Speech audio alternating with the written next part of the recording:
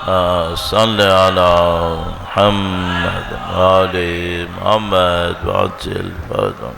أعوذ بالله من الشيطان الرجيم.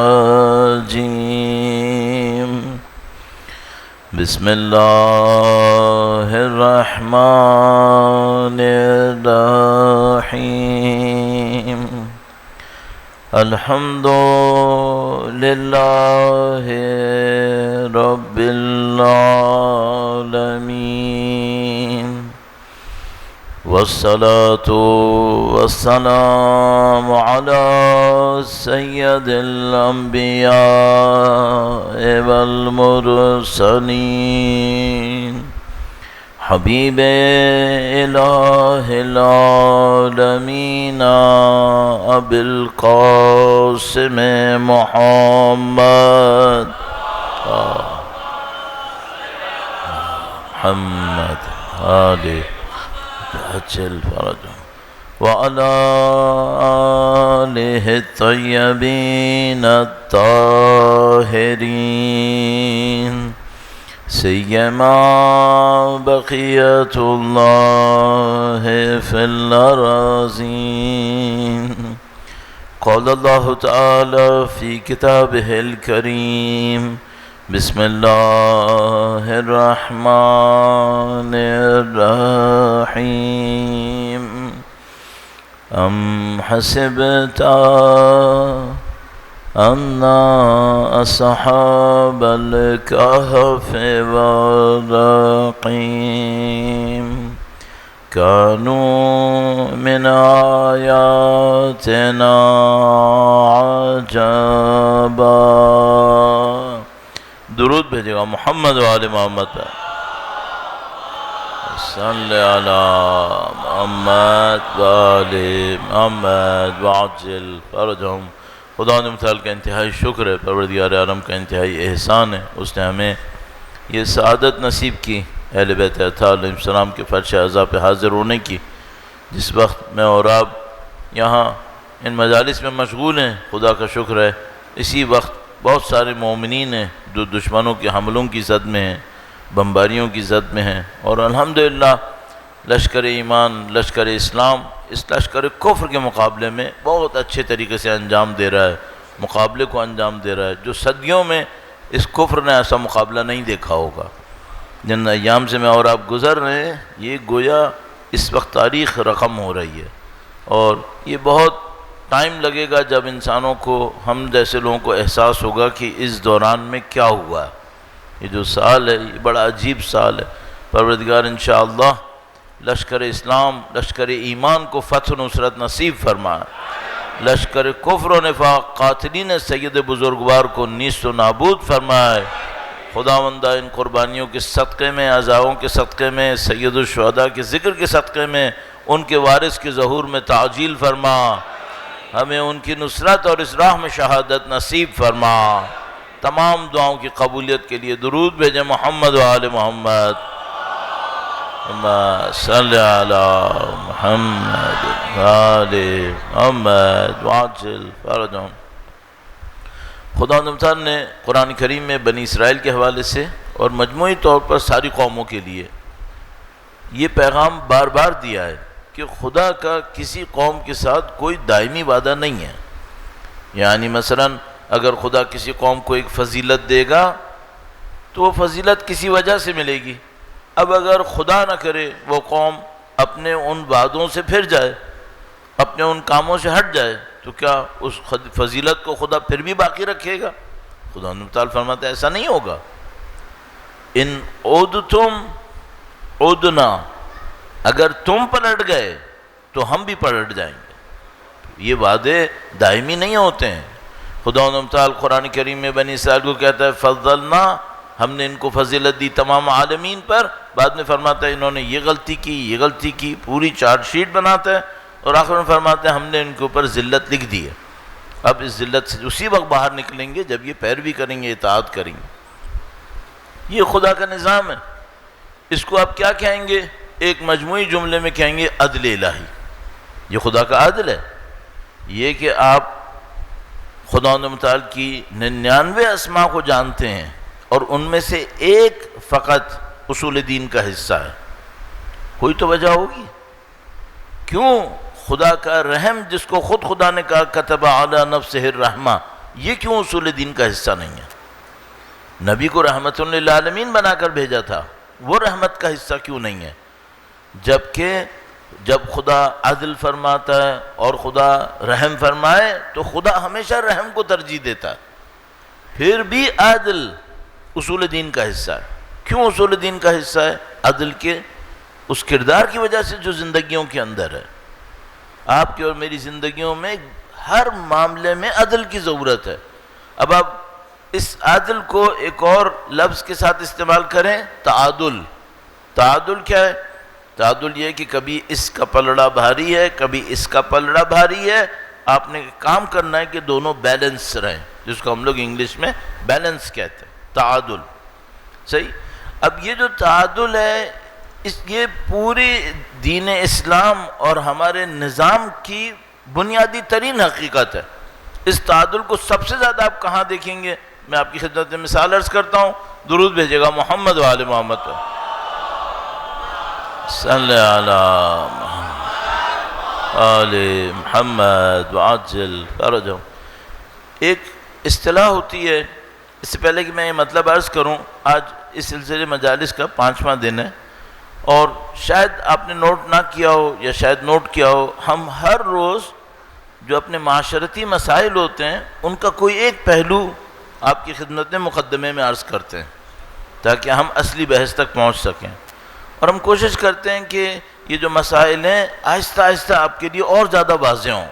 جتنا آپ کے لیے مشکل واضح ہوگی اتنا ہی حل آپ کے لیے آسان ہوگا، اور اگر مشکل واضح نہیں ہوئی آپ حل نہیں کر پائیں گے۔ بالکل ایسے ہی ہے جیسے اگر آپ ایک ڈاکٹر کے پاس جاتے ہیں، اگر اس کا ڈائگنوس اچھا نہیں ہے، تشخیص اچھی نہیں دے گا تو بیماری کا حل کیسے کرے گا؟ علاج ہو ہی نہیں سکتا۔ علاج ہوتا ہی اس وقت ہے جب پہلے ڈائگنوس ہوگا، تشخیص تو ہو پہلے۔ تو آپ کی اور ہمارے معاشرے کے اندر بہت ساری چیزیں ایسی ہیں جو ہمیں بیماری کے طور پہ پتہ ہیں، ہم ڈائگنوس نہیں کر پا رہے کہ اس کی تشخیص کیا ہے، بیماری آئی کہاں سے۔ جو ہم نے پوری کوشش کی ہوتی ہے وہ یہ ہوتی ہے کہ آپ اس معاملے میں تھوڑا سا اور گہرائی میں جائیں اور اس بیماری کو اس کی جڑ تک دیکھنے کی کوشش کریں۔ کل آپ کی خدمت میں تفصیل سے عرض کیا تھا کہ کردار براہ راست متاثر ہوتے ہیں عقائد سے۔ 2 آیات کریمہ پڑھی تھیں آپ کی خدمت میں، نہج البلاغہ کے خطبے سے عرض کیا تھا، کردار براہ راست متاثر ہوتا ہے عقائد سے۔ ارائیت الذی یکذب بالدین، اور یہ وہ ہوتا ہے جو ولا یحض علی طعام المسکین، یہ مسکین کو کھانا نہیں کھلاتا، یدعو الیتیم، یتیم کو دھکے دیتا ہے۔ کہاں سے شروع ہوا تھا؟ دین کو نہیں مانتا۔ دین کو نہ ماننا عقیدہ ہے، یتیم کو دھکے دینا اور مسکین کو کھانا نہ کھلانا یہ عمل ہے، کردار ہے۔ کردار ہمیشہ عقائد سے آئیں گے۔ تو عقائد کی اتنی اہمیت ہے، تو بہرحال ہم نے مسلسل اس کے اوپر اصرار کیا کہ آپ مختلف طریقوں سے معاشرے کی مشکل کے پیچھے جانے کی کوشش کریں۔ اب اس سلسلے میں آج ایک اور پوائنٹ ہے، درود بھیجے گا محمد و آل محمد صلی علی محمد آل وعجل۔ جب بھی درود بھیجیں زیادہ تر لوگ مل کے بھیجتے ہیں، ایک آدھ افراد ہوتے ہیں ان کی اسپیڈ کبھی کم ہو جاتی ہے کبھی تیز ہو جاتی ہے۔ آپ جتنا بھی کوشش کریں مل کے درود بھیجیں، انشاءاللہ ایک آدھ افراد آگے پیچھے کرتے رہیں گے، آپ اس سے اپنا آپ کو متاثر نہ کریں، مل کے درود بھیجیں محمد و آل محمد صلی علی آل محمد وعجل فرجہم۔ پہلے میں مجلس کے دوران اس ایک آدھ کو صحیح کرنے کی کوشش کرتا تھا، پھر مجھے سمجھ میں آیا کہ نہیں، ان پہ اپنا وقت ضائع نہیں کروں گا، اس میں وہ صحیح ہونے ہیں نہیں ہونے اللہ جانتا ہے، باقیوں کو میں کہتا ہوں وہ مل کے بھیج دیں تو اس کی آواز غائب ہو جائے گی۔ پھر بہرحال تعادل کا مسئلہ ہے۔ تعادل کا مسئلہ کہاں آتا ہے سب سے زیادہ؟ عادل تعادل ایک اسلام میں اور ہر سوسائٹی میں اسلام کا بھی اکیلے کا معاملہ نہیں ہے، ایک حق ہوتا ہے، ایک ذمہ داری ہوتی ہے۔ جہاں خدا کسی کو حق دے گا اس کو ایک ذمہ داری دے گا، جہاں کسی کو ذمہ داری دے گا ایک حق دے گا۔ اگر خدا نہ کرے میرے ذہن میں یہ آئے کہ میرے حق بہت ہیں اور میں نہ سمجھ پایا کی ذمہ داری کیا ہے تو میں ظلم کروں گا، اپنے اوپر رکھ لیتا ہوں۔ یہ تو مجھے یاد ہے کہ مولویوں کا احترام ہونا چاہیے، عالم کی یہ حیثیت ہے، عالم کا یہ مقام ہے اور یہ منزلت ہے، اور یہ بھول جاؤں کہ عالم کا معاشرے میں کردار کیا ہے، ذمہ داری کیا ہے، کب قربانی دینی ہوتی ہے۔ اگر میں اپنی ذمہ داری بھول جاؤں اور صرف حق یاد رہ جائے، یہ کیا ہے؟ یہ ظلم ہے، یہ ظلم ہے، ہمیشہ مشکل لے کر آئے گا۔ اب یہ ظلم کوئی بھی کرے، مثلا والدین کو یہ یاد رہ جائے کہ ان کا حق کتنا ہے اور یہ بھول جائیں ذمہ داری کیا ہے، بچے یہ یاد رکھیں کہ ہمارا حق کتنا ہے اور یہ بھول جائیں کہ ذمہ داری کیا تھی۔ جہاں کہیں آپ نے یہ دیکھا، اب یہ آپ اسے کہتے ہیں یہ اسکیل کے طور پہ پکڑ لیں ہاتھ میں اپنی زندگی میں، آپ نے جیسے ہی کسی سے کہنا ہے یہ میرا حق ہے، فوراً اپنے آپ سے پوچھے گا ذمہ داری کیا تھی۔ اچھا، اگر آپ کو ذمہ داری نہیں مل رہی، اس کا مطلب کیا ہے؟ یہ آپ کا حق نہیں ہے، یہ آپ کا حق ہے ہی نہیں ہے۔ اگر حق ہوگا ذمہ داری ہوگی، ذمہ داری ہوگی، آپ کہہ رہے ہیں اس کی یہ ذمہ داری ہے، اپنے آپ سے پوچھنا ہے اس کا حق کیا ہے، حق دیا میں نے؟ اگر حق نہیں دیا، میں کون ہوتا ہوں اس سے ذمہ داری ڈیمانڈ کرنے والا؟ کاش میں اور آپ یہ نسخہ پکڑ لیں اپنے ہاتھ میں، ہماری زندگی آسان۔ ابھی یہ مسئلہ ہر جگہ ہے۔ ایک مثال کے طور پر شوہر کہے کہ بیوی کے مقابلے میں میرا حق یہ ہے، ذمہ داری کیا ہے؟ کوئی خاتون یہ کہے کہ میری عورت ہونے کے ناطے یہ حق ہیں، تمہاری ذمہ داری کیا ہے؟ پھر اس کو ڈھونڈنا۔ بس جب بھی آپ کسی سے کہیں یہ میرا حق ہے، آپ کو ڈھونڈنا آپ کی ذمہ داری کیا ہے۔ میں 3 دفعہ کہہ چکا ہوں، مزید نہ کہوں ورنہ آپ تھک جائیں گے۔ اس کو آپ نے ڈھونڈنا اپنی زندگی کے اندر۔ یہ اتنا بڑا فارمولہ ہے، جتنا آپ بچوں کی تربیت میں جائیں گے، جتنا آپ خاندان سنبھالنے پہ جائیں گے، جتنا آپ معاشرے کے اندر جائیں گے، اصل یہی رہے گا۔ اب میں اس کو تطبیق کرتا ہوں اور اس کو مجھے اپنی آرائش سے متصل بھی کرنا ہے۔ درود بھیجے گا محمد و آل محمد پر۔ اللہم صلی علی محمد آل محمد وعجل فرج۔ اللہ اکبر، یا رسول اللہ، یا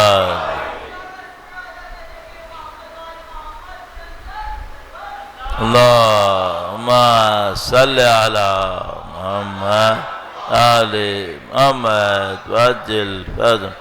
ان کا 10 سال سے ایک کوٹا ہوتا ہے، وہ چل جائے گا، مسئلہ نہیں، ہر سال ہوتا ہے، ہر دن ہوتا ہے۔ اللہ حفاظت فرمائے سب کی انشاءاللہ۔ آپ اپنی صحت و سلامتی کے لیے درود بھیجیں محمد و آل محمد صلی علی محمد و آل محمد وعجل فرجہم۔ یہ جو عرض کیا کہ ذمہ داری اور حق، اس میں خرابی کہاں آتی ہے؟ خرابی اس وقت آتی ہے کہ ہم کسی کے اوپر ظلم کریں، اس کا حق نہ دیں اور اس سے کہیں تم یہ کرو۔ ایک اور خرابی آتی ہے، یہ تو بہت آسان دیکھنے میں نظر آ جاتی ہے۔ مثلا فرض کریں میں نے ایک پارٹنر کیا ہوا ہے، کسی کے ساتھ پارٹنرشپ کی ہوئی ہے، اور مجھ سے کہتا ہوں کہ بھائی اتنا میرا حق ہے، ذمہ داری کیا تھی مجھے یاد رکھنا ہے۔ یہ بہت آسان ہے۔ جو ہوشیار بگاڑ ڈالنے والے ہوتے ہیں وہ کیا کرتے ہیں؟ وہ کیا کرتے ہیں؟ کسی سے ہمدردی کے نام پر اس کا ایسا حق بڑھا دیتے ہیں جس کی اس کی کوئی ذمہ داری نہیں تھی۔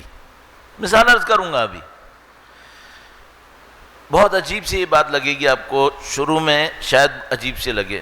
ہم سندھ میں رہ رہے ہیں نا، یہاں ایک کوٹا سسٹم ہے، پہلے تھا، ابھی بھی ہے یا نہیں ہے میں مجھے نہیں معلوم، شاید ابھی بھی ہے۔ اچھا، اس کوٹا سسٹم کے تحت جو رورل ایریاز میں رہنے والے ہیں وہ لو پرسنٹیج پر بھی اس یونیورسٹی میں جا سکتے ہیں جو اربن ایریاز میں رہنے والے ہائی پرسنٹیج پہ جائیں گے۔ تو مثلا اربن والا اگر 75 پہ ایڈمٹ ہوگا تو رورل والا شاید 65 پہ ایڈمٹ ہو جائے گا۔ یہ کوٹا سسٹم ہے۔ گورنمنٹ جابز کے اندر بھی کوٹا سسٹم ڈال دیتے ہیں، یہ کرتے ہیں۔ اچھا، یہ دیکھنے میں اچھا لگ رہا ہے یا برا لگ رہا ہے؟ اچھا لگ رہا ہے، بھئی وہ رورل ایریاز میں رہتا ہے، اس کے پاس وہ ایڈوانٹیجز نہیں ہیں، وہ ریسورسز نہیں ہیں، آپ اس کو سپورٹ کر رہے ہیں، آپ نے اس کو کہا کہ 65 بھی چل جائے گا، صحیح ہے۔ اچھا فرض کرو یہ ان سب نے سیکھ لیا کہ ہمارا 65 پہ بھی چل جائے گا. صحیح ہے. اب یہ تو ہے سیکنڈری بورڈ اور انٹرمیڈیٹ اور گورنمنٹ یونیورسٹی. اب آؤ پرائیویٹ یونیورسٹی میں جہاں ایجوکیشن نسبتاً تھوڑی بہتر ہے گورنمنٹ والی سے, وہاں کوٹا چلے گا؟ نہیں. اور اس بچے کو عادت کس کی ہے؟ کوٹے کی. اس بچے کا جو ایجوکیشنل اسٹینڈرڈ ہے وہ کیا ہوگا؟ ختم ہو گیا. کیوں؟ وہ کہے گا 65 بھی لے لوں کافی ہے, مجھے وہ انعام مل جائے گا جو 75 پہ دوسروں کو ملتا ہے. اب اس کو آپ انٹرنیشنل کمپٹیشن میں بٹھاؤ گے کہیں پہ؟ نہیں بیٹھے گا. تو میں گارنٹی سے کہہ رہا ہوں یہ کوٹا سسٹم رورل ایریاز کے بچوں کے لیے سپورٹ نہیں ہے, یہ ان کو تباہ کر رہا ہے, ان کے دماغوں کو تباہ کر رہا ہے. لیکن دیکھنے میں بہت خوبصورت لگ رہا ہے. رورل والا بہت خوش ہوگا اگر اس سے کہو نا کوٹا سسٹم ختم کرنا ہے, وہ کہے گا شہر والے دھاندلی کر رہے ہیں, یہ ہمیشہ ظلم کرتے ہیں, وہ یہ کہے گا. لیکن اس بیچارے کو یہ نہیں پتا کہ بیٹا یہ تم انٹرمیڈیٹ میں تو گزار لو گے, اگر تمہیں کسی نے اے لیول میں بھیج دیا پھر کیا کرو گے؟ اچھا ابھی تم کو آکسفورڈ یونیورسٹی میں داخلہ لینا ہے, وہ کوٹے میں دے گا وہ تمہیں؟ American universities, British universities, European universities, میں بہت زیادہ معتقد نہیں ہوں ان یونیورسٹیز کا, لیکن اگر تمہیں جانا پڑ گیا وہاں پہ کیا ہوگا؟ کچھ بھی نہیں. اس کا مطلب کیا ہے؟ آپ جا کے اٹھا کے دیکھ لو جن علاقوں میں کوٹا سسٹم ہوتا ہے اس کے بچے انٹرنیشنل ایجوکیشن سے محروم ہو جاتے ہیں, وہ نہیں جا پاتے, وہ کمپٹیشن میں نہیں آ پاتے. تو دیکھنے میں اچھا لگ رہا تھا, بعد میں پتہ چلا نہیں, لانگ ٹرم میں اس کا نقصان بہت زیادہ ہے, بہت زیادہ ہے. اب ایک اور مثال دیتا ہوں بہت خطرناک, یہ بھی میں نے کم خطرناک نہیں دی تھی, اب جو دے رہا ہوں وہ کچھ اور ہی ہے. درود بھیجیں محمد و آل محمد پہ. صلی علی محمد آل محمد عجل فرج. یار ہمارے پاس, ہمارے معاشرے میں قبول کرتا ہوں ہمارے معاشرے میں خواتین کے ساتھ انصاف نہیں ہوا ہے. ثقافت کی وجہ سے ایسا رکھا گیا کہ بہت سارے حقوق سے خواتین کو محروم کیا ہے. اس میں کوئی ڈاؤٹ نہیں ہے میرے لیے, یہ غلطی ہوئی ہے, اس غلطی کو صحیح ہونا ضروری ہے. صحیح ہے. اچھا ہمارے معاشرے میں شاید جب خواتین پہ وہ ظلم ہوا تو یہ بھی نہیں سوچا کہ اسلام نے اجازت دی تھی یا نہیں دی تھی, یہ بھی نہیں دیکھا. جو سوسائٹی میں چل رہا تھا, کلچر میں تھا, اس کو کبھی اسلام کے نام پر بغیر اسلام کے نام کے بھی وہ ظلم کر دیا. اب اس میں یہ لے لو, یہ جو عزت کے نام پہ قتل ہو جاتے ہیں اور نہیں معلوم خواتین کے حقوق جو مثلا گھروں کے اندر پامال ہو رہے ہوتے ہیں اور وراثتوں کے اندر ان کے اوپر ظلم ہو رہا ہوتا ہے. ایک لمبی داستان کہ مثلا کچھ ثقافتوں میں مرد کام کرتا ہی نہیں ہے, عورتیں بھی ساری پستی رہتی ہے, کام کرتی رہتی ہے, گھر بھی پالتی ہے, کام بھی کرتی ہے. بہت عجیب طریقے سے ظلم ہوا ہے. یہی ظلم ویسٹ میں بھی ہوا تھا, ویسٹرن سوسائٹی میں بھی یہی ہوا تھا. ابھی وہ چیمپئن ہو گئے. اچھا انہوں نے کیا کیا؟ انہوں نے خواتین کو حق دلانے کے نام پر ایسی جگہ پہنچا دیا جہاں عورت اوور پروٹیکٹڈ ہو گئی. اوور پروٹیکٹڈ ہو گئی کیا مطلب؟ یعنی ایسے حق دلا دیے کہ اب اس کی وجہ سے ایک اور بگاڑ آ گیا. میں نے عرض کیا تھا آپ کسی کو حق کے اندر رکھیں گے, حق اور ذمہ داری کا بیلنس رکھیں گے, بہت اچھا ہے. کسی کو کم حق دیں گے ظلم ہوگا, بگاڑ آئے گا. اور زیادہ حق دے دیے پھر بگاڑ آئے گا, اب پھر ایک بگاڑ آئے گا. اب میں بہت جرأت کر کے آپ کے سامنے, کسی کو برا لگے پہلے سے ہی معذرت چاہتا ہوں, ویسٹرن سوسائٹی کا ایک راز آپ کے سامنے کھولتا ہوں جو شاید آپ کو کتابوں میں نہیں ملنے والا ہے. بہت کہیں آپ جائیں گے سوشالوجی میں اور ادھر ادھر میں تو شاید آپ کو کوئی سنا دے ورنہ نہیں سنائے گا. اس وقت صورتحال یہ ہے کہ اگر ایک فیملی ہے, امریکہ میں ہو, یورپ میں ہو, انگلینڈ, آسٹریلیا, کہیں پر بھی ہو, اگر ایک فیملی ہے, خاتون نے کہیں پولیس کو فون کر دیا کہ میرا شوہر مجھ پہ چیخ رہا ہے, صحیح ہے, اور پولیس گھر تک آ گئی. اگر پولیس گھر تک نہیں آئی ہے آپ کال کر کے کینسل کر سکتے ہیں, خاتون کر سکتی ہے, مرد تو نہیں کر سکتا. اگر پولیس ایک دفعہ گھر پہنچ گئی اب وہ خاتون کچھ نہیں کر سکتی, اب معاملہ ختم ہو گیا.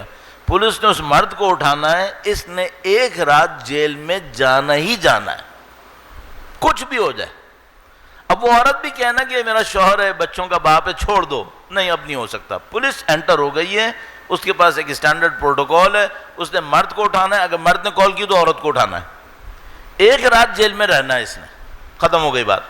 اچھا اب میں سوچتا ہوں کہ جس گھرانے میں مرد اپنی بیوی کی شکایت کی وجہ سے 1 رات جیل رہ کر آ گیا ہے، اب اس گھر کے بچنے کا چانس کتنے فیصد ہے؟ معاملہ خراب ہو گیا نا۔ اب وہ محبت، وہ بات تو کہی، وہ کہے گا تم نے مجھے جیل بھیجا ہے باہر۔ اب ایک اور کہانی شروع ہوتی ہے، وہ کہانی کیا ہے؟ ویسٹرن سوسائٹی میں 80-90% شاید اس سے بھی زیادہ لوگ گھروں کو قرضے پہ خریدتے ہیں، مارٹگیج۔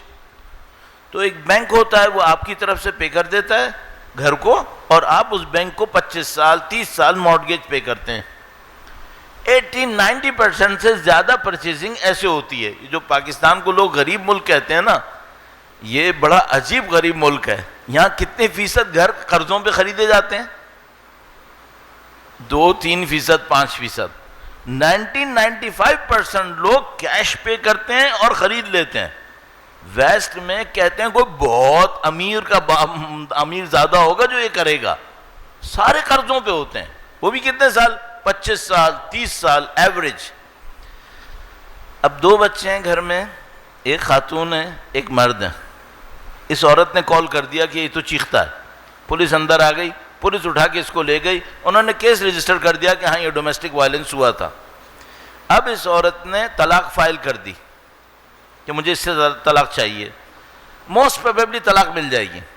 جیسے ہی طلاق ملے گی اب ایک نئی مصیبت شروع۔ وہ کیا؟ یہ گھر اس عورت کے پاس رہے گا، اپنے بچوں کے ساتھ اس گھر میں رہے گی، اور 25 سال تک قسطیں کون بھرے گا؟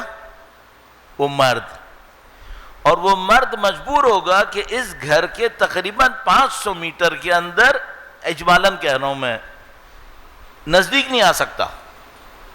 اس گھر کے لیے اس نے 25 سال قسطیں بھرنی ہیں ابھی کما کے، اور خود اس گھر میں نہیں رہ سکتا، 400-500 میٹر نزدیک بھی نہیں آ سکتا ہے، اور یہ باہر کہیں جا کے ہاسٹل میں رہے، کہیں پر بھی رہے۔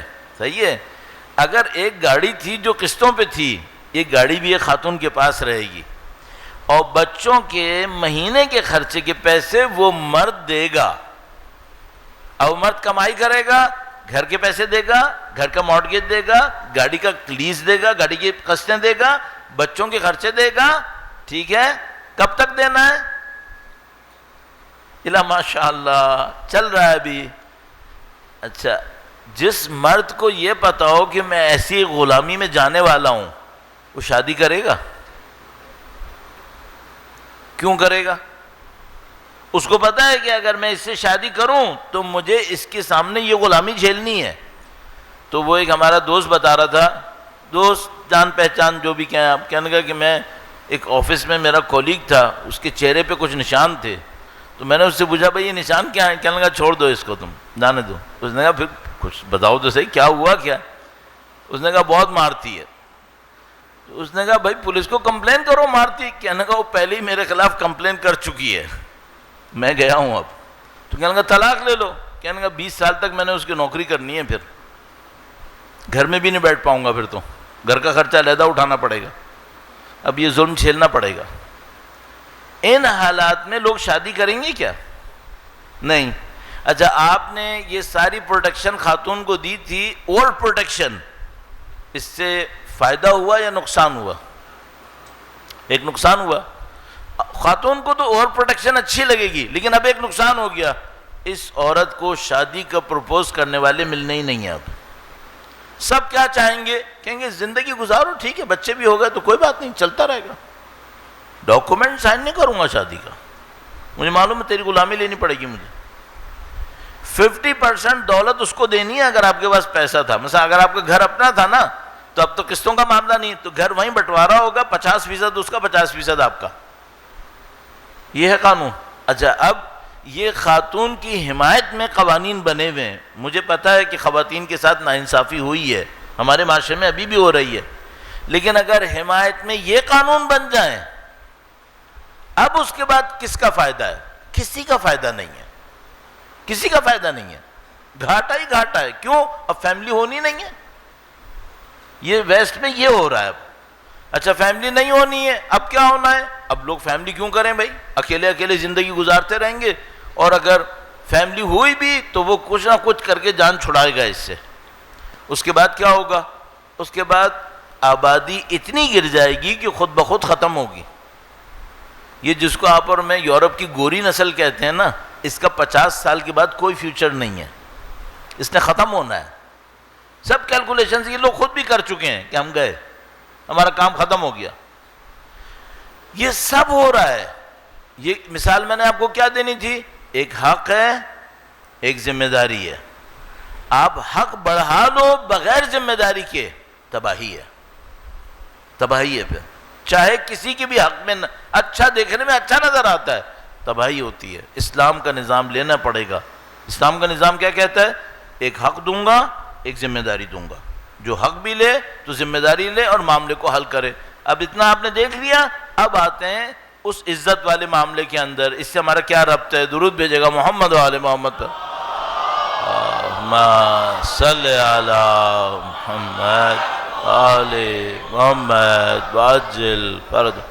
عرض ہوا تھا کہ انسان اگر اپنے اندر عزت مند ہوتا ہے، بہت سارے جرم نہیں کرتا، بہت سارے جرم نہیں کرتا. اسلام میں ایک اور اصطلاح استعمال کی جاتی ہے عزت کے ساتھ، اس کو کہتے ہیں شرم و حیا. شرم و حیا، بہت معذرت کے ساتھ، بہت معذرت کے ساتھ. اگر مرد قمیض اتارے، سلیو لیس پہنے، ایسے ہو، حرام ہے کیا؟ نہیں، حرام نہیں ہے. کوئی اس حالت میں آپ کی اذا میں آئے، اچھا لگے گا آپ کو؟ شارٹس پہننا حرام نہیں ہے. لوگ اس حالت میں مجالس اعضاء میں آنا شروع کر دیں، آپ کو اچھا لگے گا؟ نہیں. لوگ بھی نہیں کر رہے جبکہ حرام نہیں ہے. کیوں نہیں کر رہے؟ عرف میں بہت برا سمجھا جا رہا ہے. تو یہاں پہ جو چیز روک رہی ہے وہ کیا ہے؟ شرم و حیا. شرم و حیا. بہت ساری چیزیں شاید شرعاً حرام نہ ہوں، لیکن شرم و حیا دین کا حصہ ہے. روایت میں اللہ کے نبی کی روایت ہے، فرمایا کہ شرم و حیا اور ایمان ساتھ ساتھ ہیں. شرم و حیا جاتی ہے، ایمان بھی چلا جاتا ہے. یہ مغربی مادہ پرست سوسائٹیز میں یہی ہوا ہے. پہلے ان کی شرم و حیا گئی، ایمان ساتھ ساتھ گیا، سب ختم ہو گیا. اب وہاں پہ شرم و حیا کے نام پر شاید کچھ ٹکڑے باقی رہ گئے ہوں گے، اور یہ ہماری سوسائٹی بھی میڈیا کو فالو کرتے کرتے اسی طرف جا رہی ہے. اگر ہم ہوشیار نہیں ہوئے، الحمدللہ ہم لوگ تھوڑا سا اس معاملے میں سلو ہیں. باقی مسلمان معاشرے پتہ نہیں کہاں بھاگتے چلے گئے. ایرانی معاشرہ دیکھ لو، انقلاب سے پہلے کا انتہائی بے شرم معاشرہ ہو گیا تھا. الحمدللہ پلٹا، واپس آیا. آپ اللہ کا شکر ہے ابھی نسبتاً بہتر جگہ پر ہیں. آہستہ آہستہ معاملہ خراب ہو رہا ہے. اچھا جو خراب کرتا ہے وہ کیا کہتا ہے؟ کیا حرام ہے؟ آپ کہتے ہیں نہیں حرام تو نہیں ہے، تو کہتے ہیں پھر میں کر رہا ہوں، مشکل کیا ہے؟ پھر مشکل بیٹا یہ ہے کہ یہ بے شرمی ہے، اور جب تم بے شرمی میں زیادہ جاؤ گے تو پھر دین باقی نہیں رہے گا. یہ بات ہوئی. اسی طرح عزت کا معاملہ، اگر ایک آدمی بے عزت ہو رہا ہے ہر روز، اس کے باسز بے عزت کر رہے ہیں، سپیریئرز اس کو بے عزت کر رہے ہیں، اچھا جب اس کو طاقت ملے گی تو کیا کرے گا؟ یہ پورا بوجھ اپنا بھی نفسانی کمپلیکسز ملا کر خالی کرے گا. تبھی ہمارے ہاں ایک اصطلاح میں نے عرض کی تھی، نو دولتی ہے، جن کے ہاتھ میں نئی نئی دولت آتی ہے وہ کیسے شو بازیاں کرتے ہیں. یہ کیا کر رہے ہوتے ہیں؟ یہ اپنے اس کمپلیکس کو نکال رہے ہوتے ہیں. تو اگر کسی کے پاس پہلے ذلت اٹھانی پڑ جائے، اسے اس کو کہیں طاقت مل جائے، پھر وہ سب کو ذلیل کر رہا ہوتا ہے. اب ایک سوال ہے، جن خواتین کو ان کے مرد بچوں کے سامنے تحقیر کرتے ہیں، یہ بچوں کو کیا سکھا رہے ہیں؟ ذلیل کرنا. جب اس خاتون کی عزت کو یہ گھر میں پامال کر لے گا، بچوں کو بھی ڈانٹ ڈپٹ کے جس طرح بھی کر کر آ کے بیجا ڈانٹ ڈپٹ کر کر آ کے ان کی عزت نفس پامال کر لے گا، اس کے بعد یہ بچے کرپشن کریں گے یا نہیں کریں گے؟ یہ کرپشن کریں گے، ہاں یہ ہوگا۔ تو یہ جو عزت نفس کا معاملہ تھا، یہ شروع کہاں سے ہوتا ہے؟ گھر سے۔ اور خود اس بچے کی بے عزتی سے شروع نہیں ہوتا ہے، یہ بے عزتی سے وہاں سے شروع ہوتا ہے جب دیکھتا ہے باپ ماں کی، یا ماں اپنی ساس کی، یا بیٹا اپنے کسی اور بزرگ کی بے عزتی کر رہا ہے، وہاں سے شروع ہوتا ہے۔ یہ سارے پیٹرنز سرایت کرتے ہیں آگے۔ آپ نے دیکھا پانی کہیں پہ ذرا سا پڑا ہو، پانی آہستہ آہستہ پھیلنا شروع کر دیتا ہے، اس کو کہتے ہیں سرایت کرنا، آگے پھیلنا۔ بیماری جیسے کووڈ پھیل رہی ہے، یہ جو بے عزتی کا احساس ہے یہ پھیلتا ہے، اور ایک دفعہ انسان کو بے عزتی کا احساس گھیر لے کہ میں بے عزت ہوں، بس اب سمجھ لو اب اس کے سامنے کوئی بیریئر نہیں ہے، کوئی اس کے سامنے بند نہیں ہے، جو گناہ کرنا ہے کرے گا۔ باعزت ہوگا اور بے عزت بچہ ہوا، فرق کہاں پہ آئے گا؟ میں ایک مثال عرض کرتا ہوں، درود بھیجے گا محمد و آل محمد پر، محمد صلی علی محمد و آل محمد وعجل فرج۔ با حیا بچہ اکیلے بھی بیٹھا ہو اور اسے کوئی منظر نظر آ جائے وہ ہٹا دے گا، اس کے اندر حیا ہے، وہ اپنے لیے عزت کا قائل ہے۔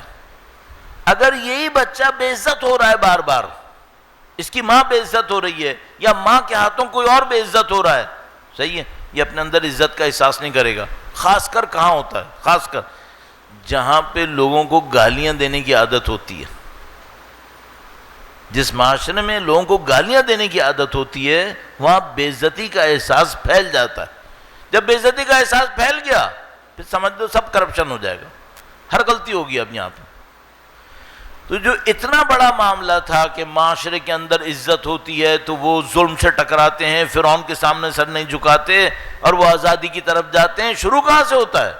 یہاں سے شروع ہوتا ہے، یہاں سے شروع ہوتا ہے۔ بس اگر کبھی خدا نہ کرے نعوذ باللہ آپ کو یہ نظر آئے کہ آپ کا بچہ نعوذ باللہ تعالی بعض ایسی پست حرکتیں کر رہا ہے جو آپ نے نہیں سکھائی، آپ کہتے ہیں اس وقت میں نے تمہیں کب یہ چیز سکھائی تھی؟ ذرا سا دیکھ لینا کوئی ایسا تو نہیں کہ اس کی بے عزتی بار بار کر رہا ہے، اس بے عزتی نے اس کو اس گندی حرکت پہ تیار کیا، اس کو جا کے دیکھنا پڑے گا، صحیح۔ اب مجھے یہاں پہ اس کا بھی ایک بیلنس کریٹ کرنا ہے، اس کا بھی ایک بیلنس کریٹ کرنا ہے، اور بھی الحمدللہ چند منٹ ہیں ہمارے پاس تو میں اس کو یہاں پہ چھوڑنا نہیں چاہ رہا ہوں، آپ کی خدمت میں اس کا بھی ایک اور پوائنٹ عرض کرنا ہے۔ درود بھیجے گا محمد و آل محمد پر، صلی اللہ محمد آل محمد وعجل فرج۔ اچھا اب شیطان ایک اور گیم کھیلتا ہے۔ پاکستان سے باہر میں ایک دفعہ تھا، ایک بچے سے میں ملا، اس نے کہا کہ میرے ساتھ بہت ایبیوز ہوا ہوں، میں بہت ایبیوز ہوا ہوں، اور اس نے اس جملے کو اتنی دفعہ دہرایا مجھے سمجھ میں نہیں آیا کہ اس بچے کے ساتھ کیا ظلم ہوئے ہوں گے، صحیح۔ اور سمجھ لیں وہ جب اس سے کوئی بات کرے کہ تم بیٹا یہ پڑھائی اچھی نہیں کر رہے، میں بہت ایبیوز ہوا ہوں، اور یہ کیوں نہیں ہوا، میں یہ ہوا ہوں، میں وہ ہوا۔ اچھا میں نے تھوڑا سا کریدا، ہوا کیا ہے؟ ایک دفعہ باپ نے برے طریقے سے مارا تھا، ایک دفعہ مارا تھا، صحیح۔ اچھا اب وہ جو مارا تھا وہ صحیح تھا یا غلط تھا؟ غلط تھا۔ اس بچے کے دماغ نے اس کو پوائنٹ بنا لیا ہے اپنی ساری خرابیوں کا عذر۔ یہ صحیح ہے؟ نہیں، یہ صحیح نہیں ہے۔ کیا اللہ نے ہمیں اتنی طاقت نہیں دی کہ اپنے ساتھ ہونے والی ناانصافیوں کے سامنے استقامت دکھا سکیں؟ ہر انسان کے ساتھ ناانصافی ہوتی ہے، کون سا یہاں پہ بندہ بیٹھا ہے جو کہے کہ میرے ساتھ کبھی ناانصافی نہیں ہوئی، اور نہ کوئی یہ کہے کہ میں نے کبھی ناانصافی نہیں کی؟ یہ غلط ہوگا، ہم لوگ معصوم نہیں ہیں، ہمارے ساتھ ناانصافیاں ہوئی ہوں گی اور ہم نے ناانصافیاں کی ہوں گی، لیکن اگر میرے ساتھ کوئی ناانصافی ہوئی ہے تو میں اس کو عذر بنا لوں اپنی 50 اور ناانصافیوں کے لیے، یہ نہیں کر سکتا میں۔ مجھے خدا پہ اعتماد کرنا چاہیے، ٹھیک ہے میرے ساتھ ناانصافی ہوئی ہے، لیکن کیا خدا دیکھنے والا نہیں ہے؟ خدا دیکھنے والا ہے، اس ناانصافی کے بدلے میں خدا مجھے یقیناً کچھ نصیب کرے گا، اس کو عذر نہیں بناؤں میں۔ بس اگر گھر میں مرد ناانصافی کرتا ہے، خاتون ناانصافی کرتی ہیں، بچہ کہتا ہے والدین ناانصافی کرتے ہیں، اس کا مطلب کیا ہے؟ معاملہ ختم ہو گیا، اب سب میرے لیے جائز ہو گیا؟ ہرگز نہیں۔ خدا ہے یا نہیں ہے؟ خدا ہے۔ وہ جو پچھلے محاورے تھے وہ بہت اچھے تھے، بعض محاورے اتنے پرفیکٹ ہوتے تھے، خدا کے ہاں دیر ہے اندھیر نہیں ہے، کبھی نہ کبھی حق دے گا، یہ خدا کا نظام ہے۔ ہاں قوموں کے اندر یہ معاملہ بعض اوقات 3 نسل چلتا ہے، قوموں میں یہ معاملہ 3 نسل چلتا ہے، میرے پاس اس کا قرآنی شواہد موجود ہیں، کبھی ہوا تو عرض کروں گا۔ ایک انسانی نسل میں 10 سال 15 سال لگ سکتے ہیں، قوموں کے اندر بعض اوقات 3 نسلیں لگتی ہیں کہ کسی کے ظلم کا بدلہ اس کو ملتا ہے۔ تو لب لباب کیا ہے؟ لب لباب یہ عزیزان محترم، یہ جو معاشرہ ہے اس کی اکائی خاندان ہے۔ نہ زیادہ حق دینا اچھا ہے کہ حق سے کہیں بڑھ کر دے دیا آپ نے، کیسے ہوا؟ بھائی ایک بچے کو کچھ تھوڑا بہت بوجھ بھی ڈالنا ہوتا ہے، آپ اس کو اوور پروٹیکٹڈ رکھیں گے، ضرورت سے زیادہ حمایت کر دیں گے، اس کو معذرت کے ساتھ اس کو ہم کہتے ہیں پیمپرڈ چائلڈ، اسپوائلڈ، برباد ہو گیا ہے۔ تو نہ یہ کرو اور نہ وہ کرو کہ بات بات پہ گالیاں دے رہا ہے، بات بات پہ بے عزت کرتا ہے، دونوں غلط ہیں۔ اگر کسی کے ساتھ ایسا ہو جائے تو وہ اس کو بہانہ بنا لے اپنی زندگی کی ساری غلطیوں کے لیے، وہ بھی غلط ہے، وہ بھی غلط ہے۔ کیوں؟ خدا ہے بیچ میں، اس طرح نظام بنے گا۔ اب ہمارے ساتھ کیا مشکل ہوئی ہے، میں اتنی گہرائی میں لے آیا آپ کو، ٹھیک ہے، ایک اسٹیپ اور بڑھانا ہے، ایک اسٹیپ اور بڑھا، درود بھیجے گا محمد و آل محمد۔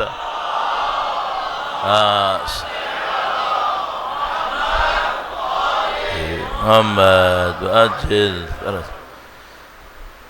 ایک تو یہ ناانصافی کہ میں اپنے گھر میں ناانصافی کروں، اپنے بچوں کے ساتھ، اپنے اہل خانہ کے ساتھ، 4 پیسے میرے پاس آ گئے، دوسروں کو ذلیل کرنا شروع کر دیا، جن کی پہلے عزت تھی وہ بھی پامال کر دی، ایک یہ ناانصافی۔ دوسری ناانصافی کہ میری اس ناانصافی کو بہانہ بنا کے کوئی اور ناانصافی کر رہا ہے، یہ بھی سب غلط ہے۔ اب ایک اور مشکل ہے، کچھ قومیں دوسری قوموں کو بے وقوف دکھا کر انہیں غلام بنانا چاہتی ہیں، انہیں ثابت کرتے ہیں کہ تم بے وقوف ہو، کیوں؟ کیونکہ انہوں نے ان کو غلام بنانا ہے، ثابت کرنا چاہتے ہیں کہ تم نکمے ہو۔ ایک قوم دوسری قوم کو ثابت کرنا چاہتی ہے تم بے وقوف ہو، تم نکمے ہو، تمہیں کوئی صلاحیت ہے ہی نہیں۔ وہ کیوں یہ کام کر رہے ہیں؟ انہوں نے اس کو غلام بنانا ہے۔ دوسری قوم بھی یہ نہیں سمجھ رہی کہ یہ جو حربہ ہم پر چل رہا ہے یہ لطیفوں کے ذریعے چل رہا ہے، یہ لطیفوں کے ذریعے چلے گا۔ کس کے ذریعے چلے گا؟ واٹس ایپ کے میسیجز کے ذریعے، میمز کے ذریعے سے، چھوٹے چھوٹے کلپس کے ذریعے سے۔ بہت معذرت کے ساتھ میں ایسی تفصیلات میں جا رہا ہوں، آپ میں سے شاید کوئی بعد میں مجھے کہے مولانا مجلس کے رنگ سے ہم باہر جا رہے ہیں، ہم اسی مسلمان کی اس مشکل کو حل کرنا چاہتے ہیں۔ ابھی آپ نے دیکھا ہوگا ہمارے اشعار کے اندر ایک بہت کام ہوتا ہے، اہل بیت پہ جتنا ظلم کرنے والے ہیں یہ واقعاً مسلمان ہیں، اور ہم اپنے اشعار میں کیا کہتے ہیں ان کو؟ مسلمان۔ ہم کون ہیں پھر؟ تو ہم نے کہاں سے سیکھا ہے؟ بھائی مسلمان نے یہ کیا، اچھا اگر کوئی سنے تو مجھے کیا کہے گا؟ چلو مسلمان نے تو گند مچائی، تم کون ہو پھر؟ اب میں اس سے کہوں گا میں مومن ہوں، لیکن وہ مسلمان کے مقابلے میں کیا سوچتا ہے؟ وہ کچھ اور سوچتا ہے۔ تو ہم یہ الزام مسلمان کو کیوں ڈال رہے ہیں؟ چلو ہم اس زمانے کے لوگوں نے غلط کیا تھا اہل بیت کے ساتھ، صحیح ہے، بہت ظلم کیا تھا۔ پہلی بات، آیا یہ واقعاً خدا پہ یقین رکھتے تھے؟ نہیں، رکھتے ہوتے تو یہ ہوتے۔ دوسری بات، جب مولا چوتھے سرکار صحیفہ سجادیہ کی دعائیں دے رہے تھے تو وہ کنہیں دے رہے تھے؟ وہ دعائیں کسے سکھا رہے تھے؟ اسی مدینے میں بیٹھ کے جس نے ان کا ساتھ دیا تھا؟ نہیں، اہل بیت نے اپنے آپ کو مسلمانوں کی آبادیوں سے ہم علیحدہ کر لیا تھا کربلا کے بعد؟ نہیں، وہیں پہ رہتے تھے۔ کیوں؟ دشمن بھی یہی چاہتا تھا کہ اہل بیت اطہار اپنے آپ کو مسلمان آبادیوں سے علیحدہ کریں کسی طریقے سے، نعوذ باللہ تعالی. انہوں نے کہا ہم نہیں کریں گے. آپ مولا 11ویں سرکار کا وصیت نامہ پڑھیں. امام فرماتے ہیں یہ لوگ جیسے بھی ہے ان کے جنازوں میں جاؤ، ان کے بیماروں کو جا کر دعا کرو ان کے لیے. کیوں؟ کبھی علیحدہ نہیں کرنا چاہتے، ہم کیوں کریں؟ تو جو کرے گا وہ اس طرح پیغاموں کے اندر لائے گا. اب دیکھو میں پیغام، ایک مثال آپ کو سناتا ہوں بہت معذرت کے ساتھ، بہت چھوٹی سی مثال ہے، آپ کو اچھی نہیں لگے شاید، بہت معذرت چاہتا ہوں. بھائی ایک دفعہ میرے پاس ایک میسیج آیا، اس میں ایک ایکس رے رپورٹ تھی. اس ایکس رے رپورٹ میں لنگس کے اوپر ایک کاکروچ آیا ہوا تھا، چھوٹا سا کاکروچ، ٹھیک ہے. اس میں لکھا تھا کہ یہ پاکستان کے سرجنوں کا، وہ ایکس رے مشینز کا کمال ہے کہ انہوں نے ایک بیمار کو یہ کہا کہ بھائی تمہارے پھیپھڑے کے اندر، لنگس کے اندر کاکروچ ہے. اور وہ جناب علی وہ رپورٹ لے کر انہوں نے، سرجنز نے کہہ دیا بھائی تمہارا آپریشن ہوگا، تمہارا یہ پھیپھڑے کھولیں گے، اس کے اندر یہاں پہ کاکروچ پھنسا ہوا ہے، پتہ نہیں کیسے چلا گیا ہے، اس کو صحیح کرنا ہے تم نے. اب وہ جناب علی ایک میں کہا کہ وہ سرجن کی بات، اس کو سرجن سے اپائنٹمنٹ مل گیا، اس نے سرجری کروا لی، دیکھا بس اندر کچھ بھی نہیں تھا. ایک میں یہ کہا کہ نہیں، وہ لے کر وہ لندن چلا گیا. پھر لندن میں لوگوں نے، ڈاکٹرز نے اس کو بتایا کہ بے وقوف وہ کاکروچ ایکس رے مشین کے اوپر رکھا ہوا تھا، نہ کہ تمہارے لنگس کے اندر. یہ لطیفہ میں نے پتہ نہیں کتنی قوموں کے ساتھ خود پڑھا ہے. ایک دفعہ میں نے نائجیریا کے ساتھ پڑھا ہے، ایک دفعہ میں نے ایران کے ساتھ پڑھا ہے، ایک دفعہ پاکستان کے ساتھ پڑھا ہے، پتہ نہیں کتنی قوموں کے ساتھ میں نے پڑھا ہے. بعد میں نے سرچ کیا، اندازاً 20 سے زیادہ قوموں کے لیے یہ لطیفہ بھیجا گیا ہے. ہدف کیا ہے؟ قوم کو بیوقوف ثابت کرنا ہے، ناکارہ ثابت کرنا ہے. اچھا شاید ہم کہیں بے وقوف ہوں، سارے پاکستانی بے وقوف ہیں؟ تو جو دنیا میں اتنے بڑی بڑی کاموں کو انجام دے رہے ہیں، کون انجام دے رہا ہے؟ ہم سب بے وقوف ہیں؟ نہیں ہے، دکھائیں گے ایسے. اچھا کوئی بھی کام ہوگا، کوئی دنیا میں بڑا کام ہوگا نا، اب یہ تو بہت آتا ہے اور یہ پڑھتے ہی سمجھ میں آتا ہے کس نے بنایا ہوگا. ایک جناب دکھائیں گے انڈیا میں ایک ٹنل بنائی گئی ہے، وہ انڈر سی جا رہی ہے، یورپ میں بنائی گئی ہے، دنیا کے سمندر کے نیچے سے جا رہی ہے. اس کے بعد کراچی کا کوئی انڈر پاس دکھائیں گے جس میں پانی بھرا ہوا ہے، کہنے کہ وہ یہاں پہنچے ہم یہاں پہنچے. ہوتا ہے یا نہیں ہوتا ہے؟ ہوتا ہے. یہ ہماری بے عزتیاں کون کر رہا ہے؟ کیا چاہتے ہیں؟ ہمارا سب کچھ غلط ہے. ابھی دنیا میں جا کے دیکھو پھر تمہیں پتہ چلے گا پاکستان میں اچھا کیا ہے. گئے نہیں ہیں نا، جا کے دیکھو. میں گھومتا ہوں نا تو پھر میں سوچتا ہوں اب ان کو پتہ نہیں پاکستان میں کیا کچھ ہے. صحیح ہے. تو ایک مشکل کیا ہے ہمارے خاندانوں کے اندر؟ تحقیر. تم وہ بچہ اتنا آگے چلا گیا، تم وہیں کے وہیں ہو، تم کچھ نہیں کر سکتے. تحقیر. کبھی خاندانوں میں مقابلہ ہو رہا ہے، یہ بچہ وہ کر دیا، وہ بچہ وہ کر دیا. اس سب پہ میں کل حل عرض کروں گا. ایک تحقیر اندر، گھروں کے اندر، ماں کی تحقیر ہو رہی ہے، ماں اس باپ کی تحقیر کر رہی ہے. اگر اس کو چانس مل گیا، بچے بڑے ہو گئے تو ماں سمجھتی ہے اب میں طاقتور ہو گئی ہوں، تو پھر وہ تحقیر کرتی ہے، بدلہ نکالتی ہے. کچھ نہیں ہو رہا، اب اپنے پاؤں پہ کلاڑی مار رہے ہو، اپنے پاؤں پہ کلاڑی مار رہے ہو. جو باپ یہ کرے، جو ماں یہ کرے، دونوں پاؤں پہ کلاڑی مار رہے ہیں. کل یہ بچہ دونوں کی تحقیر کرے گا، دونوں کو رگڑے گا. پھر دوسرا مسئلہ کیا ہے؟ جن لوگوں نے ہم پہ ظلم کرنا ہے، ہمیں غلام بنانا ہے، وہ ہماری تحقیر کریں گے اور ہم بھی اس تحقیر کو ایک دوسرے کو بیچ کے ہنسیں گے. کس پہ ہنس رہے ہیں؟ اپنے آپ پہ. کوئی اور ثابت کرے گا کہ تم لوگوں نے کچھ نہیں کرنا ہے، تمہارا ہر کام غلط ہے. بھائی کتنے لطیفے آپ کو یاد ہوں گے. صحیح ہے. کوئی چیز اتفاق سے نہیں ہے، یہ آپ کو ختم کرنے کے لیے، آپ کی ہمتوں کو توڑنے کے لیے. اس معاملے میں ایرانیوں نے معجزہ کیا. وہ کیا؟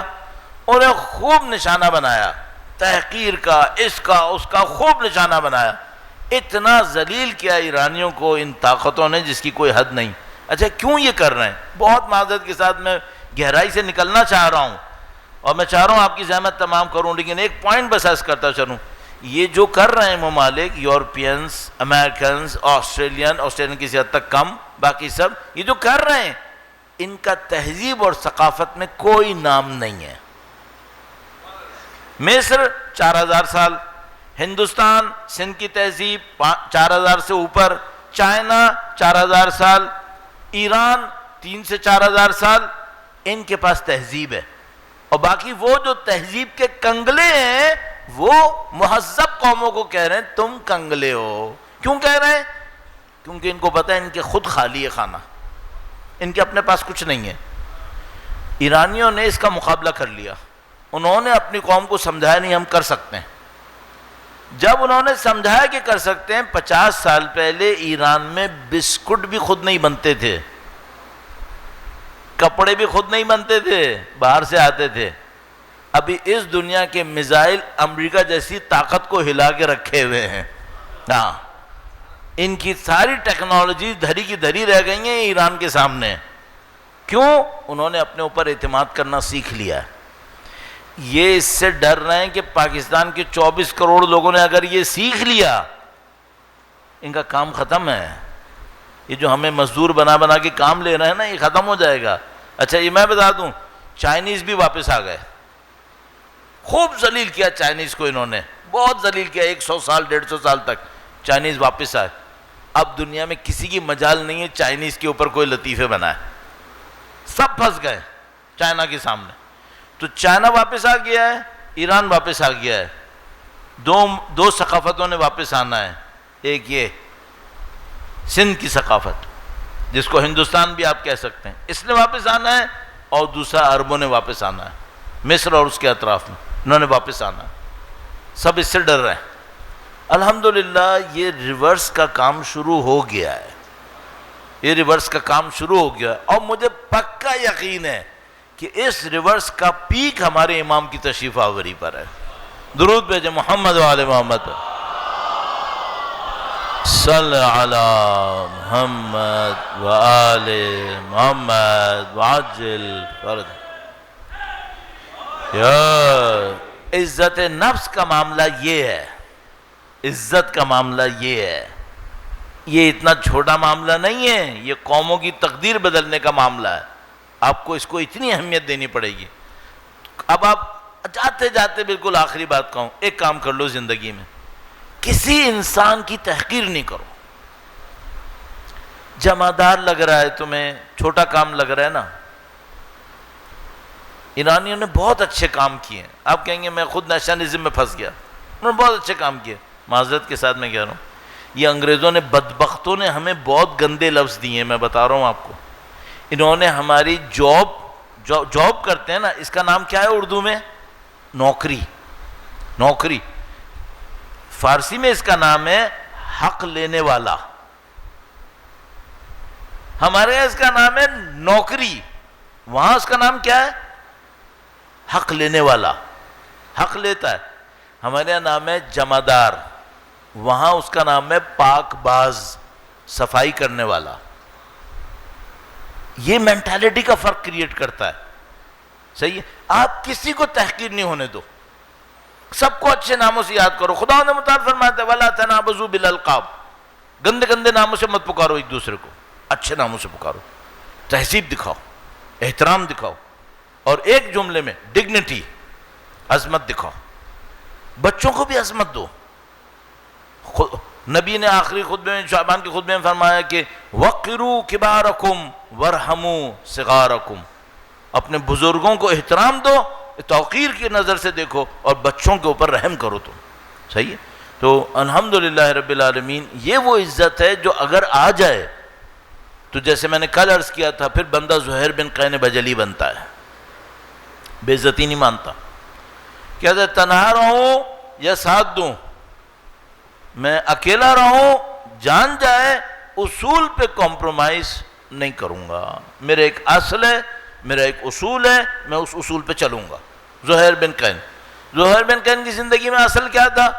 جو اکیلا رہ گیا میں اس کا ساتھ دوں گا، جو ناحق اکیلا رہ گیا میں اس کا ساتھ دوں گا۔ تو پہلے امام حسین کا ساتھ نہیں دے رہے تھے، جب ایک دفعہ ثابت ہو گیا ساتھ دینے کھڑے ہو گئے۔ اسی طرح حضرت حر کی زندگی میں حق کا معاملہ دیکھیں گے ساتھ دیں گے. تو یہ جو ڈگنیٹی ہے یہ ہمیں چاہیے. اور یہ ہم کس سے سیکھ رہے ہوں گے؟ ظاہر ہے ساری عظمتیں خاندان اہل بیت اطہار علیہ السلام کے اندر، ساری عظمتیں نبی اور اولاد نبی کے اندر. صحیح ہے. کہاں کہاں سے دیکھیں گے ہم؟ ظاہر ہے کہ مصائب کے لیے ہم شروع کر رہے ہیں. میں دیکھوں گا کہاں سے؟ میں دیکھوں گا کہ نبی نے یہودیوں کے ایک قلعے کا محاصرہ کیا ہوا ہے، جنگ چل رہی ہے، یہودیوں کے قلعے کا پانی باہر سے اندر جاتا ہے. نبی کے کچھ ساتھ چلنے والے کہتے ہیں کہ اے نبی، یہ یہودیوں کے قلعے کا پانی جا رہا ہے، اگر اس پانی میں زہر ملا دیں یہ لوگ مریں گے، دروازہ کھول دیں گے، یا پیاسے مریں گے، پھر ہم اٹیک کر کے ان کو کمزور کر کے دروازہ کھول دیں گے. اللہ کے نبی نے کہا ہماری ان سے دشمنی ہے، انہوں نے ہمارے ساتھ دغا بازی کی ہے، انہوں نے ہمارے دشمنوں کو ہمارے خلاف ساتھ دیا ہے، اس خاطر ہماری ان کے ساتھ ایک دشمنی ہے، لیکن ہم پانی کسی کا بند نہیں کریں گے، نہ ہم پانی میں زہر ملائیں گے. تو انہوں نے کہا تھا یا آپ زہر ملا دیں تو یہ تو اگلے دن ختم ہو گئی کہانی، یا زہر نہیں ملاتے پانی بند کر دیں، یہ پیاسے مریں گے، ایک ہفتے میں کھول دیں گے، زیادہ سے زیادہ کتنا پانی رکھا ہوگا ان کے پاس. نبی نے فرمایا نہیں، تمہیں جنگ کرنی ہے جنگ کرو. ہاں ٹھیک ہے، انہوں نے ہمارے پاس ظلم کیا ہے، ہم ان سے جنگ کر رہے ہیں، لیکن تم یہ کہو میں ان کا پانی بند کروں، نہیں میں پانی بند نہیں کروں گا، نہ میں ان کے پانی میں زہر ملاؤں گا. یہ ڈگنیٹی ہے، یہ فخر کی بات ہے. مولا امیر المومنین جنگ صفین کے اندر تشریف فرما ہوئے. جنگ صفین میں امیر شام کا لشکر پہلے پانی پہ پہنچ گیا، اس نے پانی پہ قبضہ کر لیا. امیر المومنین کا وسیع لشکر تھا، جنگ صفین کا لشکر بہت بڑا لشکر تھا، 40,000 سے تو قطعاً زیادہ تھے. بولا ہم ان کو پانی نہیں دیں گے. 40,000 کا لشکر کتنا پانی لے کے آئے ہوں گے؟ امیر المومنین تشریف فرما ہوئے، ایک خطبہ ارشاد فرمایا، نہج و بلاغہ کے اندر لکھا ہوا ہے، کہا زندگی اور موت کا معاملہ ہے، یا تو ذلیل ہونا پڑے گا ان کے ہاتھوں، یا معرکہ کرو، ان کے اوپر حملہ کرو، ان کو پانی سے ہٹاؤ یہاں سے. الحمدللہ مولا کے ماننے والوں نے حملہ کیا اور پانی سے دشمن کو ہٹا دیا. اب مولا کے چاہنے والے پانی کے اوپر آ گئے. انہوں نے کہا مولا انہوں نے ہمارا پانی بند کیا تھا، اب ہم ان کا پانی بند کریں گے. امیر مومنین نے فرمایا نہیں، ہم نے پانی بند نہیں کرنا. کہا انہوں نے ابھی ہمارے اوپر پانی بند کیا تھا، اگر یہ ہم نہیں جیتتے نا یہ ہمیں پیاسا مار دیتے. کہا کچھ بھی تھا، ہم پانی بند نہیں کریں گے. یہ کریکٹر کی عظمت ہے. اور وہی سید الشہداء، وہی نبی کا نواسا اور علی کا بیٹا میدان کربلا کے اندر، کہ اب حر کا لشکر ہے اور پیاسا ہے، اور سید الشہداء دیکھ رہے ہیں کہ جنگ لڑنے آیا ہے لیکن ہے پیاسا. تو وہ کہتا ہے کہ میں آپ کو آگے نہیں جانے دوں گا. اور مولا فرماتے ہیں حر تم ہمارے دشمن بن کر آئے ہو، لیکن ہم تمہارے ہونٹوں پہ پیاس دیکھ رہے ہیں، تم پیاسے ہو، تمہارا لشکر پیاسا ہے. کہنے لگا ہاں ہم پیاسے ہیں، ہمارا لشکر پیاسا ہے. سید الشہداء نے اشارہ کیا، کہا کہ ان سب کو پانی پلاؤ، ان سب کو پانی پلاؤ. تو عزیزان محترم یہاں پہ ایک مشہور واقعہ ہے، جب سید الشہداء حر کے لشکر کو پانی پلوا رہے تھے تو حر کے لشکر میں ایک آدمی تھا جو پیچھے رہ گیا تھا اور وہ زمین پہ گر گیا تھا، اور اس میں ہمت نہیں تھی کہ وہ چلے، تو وہ اپنے آپ کو بس کوہنیوں کے بل چلانے کی کوشش کرتا تھا. تو اس نے دور سے دیکھا کہ اس کے لشکر کو پانی پلایا جا رہا ہے، تو تھوڑا اٹھا کہ کہنے لگا کاش مجھے بھی کوئی پانی پلا دیتا. آواز نکالنے کی بھی طاقت نہیں تھی اس کے اندر، تو خاموشی سے دیکھتا رہا. تو اس کو امام حسین علیہ السلام دور سے نظر آ گئے. اب مجھے نہیں معلوم ایک آدمی پیاسا مر رہا ہو اور اس کو امام حسین کا چہرہ نظر آ جائے. تو یہ کہتا ہے میں نے اپنی آنکھوں کو امام حسین کے چہرے کے اوپر لگا دیا کہ شاید سید الشہداء امام حسین مجھے ایک دفعہ دیکھ لیں، اور کہنے لگا ایسے ہی ہوا، امام حسین نے مجھے دیکھ لیا. اب ایسو یہاں پہ بہت لطیف نکات ہیں. کہتا ہے امام حسین نے کسی اور سے نہیں کہا کہ وہ پڑا ہوا ہے اس کو پانی پلاؤ، خود مشکیزہ اٹھا کر میرے پاس لے کر آئے. کہتا ہے مشکیزہ لے کر امام میرے پاس آئے اور مشکیزہ میرے سامنے رکھا اور مجھ سے کہا کہ تم ہاتھوں کا چلو بناؤ، میں تمہارے چلو میں پانی ڈالتا ہوں. کہتا ہے میں اتنا بے دم تھا کہ میں ہاتھوں کا چلو بناتا تھا تو میرا ہاتھ پھسل جاتا تھا اور پانی زمین پہ گر جاتا تھا. امام حسین نے دیکھا اور مجھ سے کہا تم گھبرانا نہیں، میں تمہیں پلائے بغیر نہیں جاؤں گا، مت گھبراؤ، منہ کھولو اور میں تمہارے منہ کے اندر پانی ڈالوں گا۔ تو یہ کہتا ہے میں نے منہ کھولا اور سید الشہداء نے آہستہ آہستہ دلاسا دیتے دیتے مجھے پانی پلایا کہ سکون سے پانی پی لو، بس سکون سے پانی پی لو۔ اب مجھے صرف 2 جملے کہنے ہیں۔ ایک 6 ماہ کا بچہ ہے جو پیاسی زبان دکھا رہا ہے،